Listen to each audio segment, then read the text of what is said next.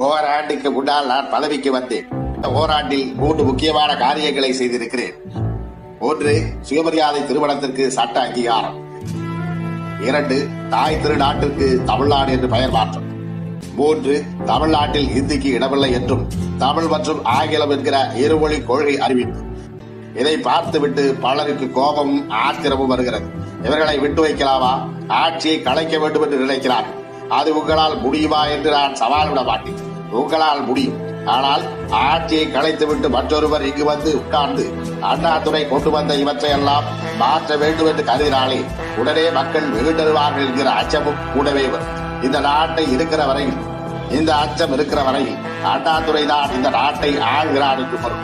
இந்த அச்சம் எவ்வளவு காலத்திற்கு இருக்கிறதோ அவ்வளவு காலத்திற்கும் ஆட்சியில் யார் இருந்தாலும் இல்லாவிட்டாலும் அண்ணாதுரை தான் இந்த நாட்டை ஆள்வதாக கூறும்.